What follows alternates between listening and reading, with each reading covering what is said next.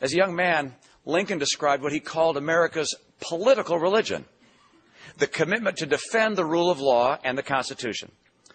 When I place my hand on the Bible and take the oath of office, that oath becomes my highest promise to God. If I'm fortunate to become your president, I will serve no one religion, no one group, no one cause, and no one interest. A president must serve only the common cause of the people of the United States.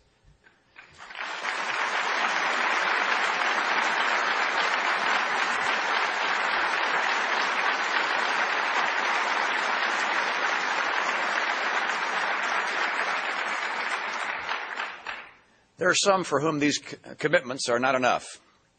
They would prefer it if I would simply distance myself from my religion, say that it's more a tradition than my personal conviction, or disavow one or another of its precepts. That I will not do. I believe in my Mormon faith, and I endeavor to live by it. My faith is the faith of my fathers. I will be true to them and to my beliefs. Some believe that such a confession of my faith will sink my candidacy.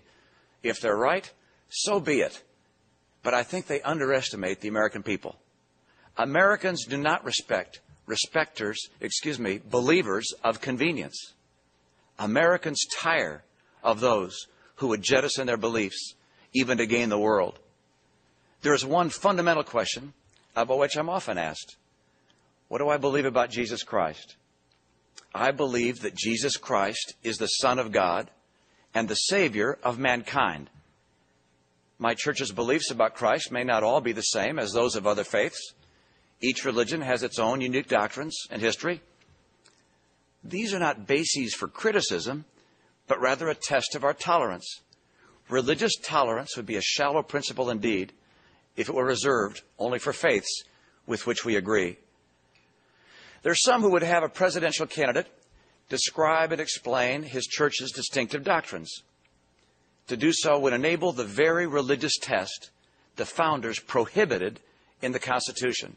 No candidate should become the spokesman for his faith, for if he becomes president, he will need the prayers of the people of all faiths.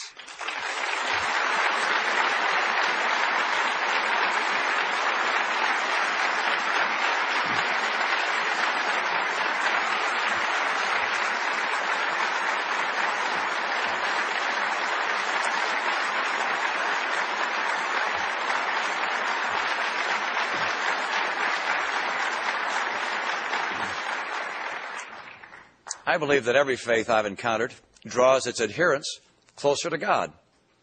And in every faith I've come to know, there are features I wish were in my own.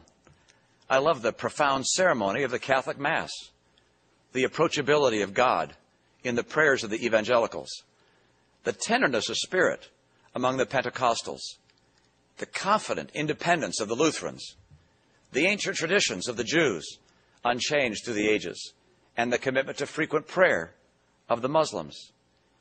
As I travel across the country and see our towns and cities, I'm always moved by the many houses of worship with their steeples all pointing to heaven, reminding us of the source of life's blessings.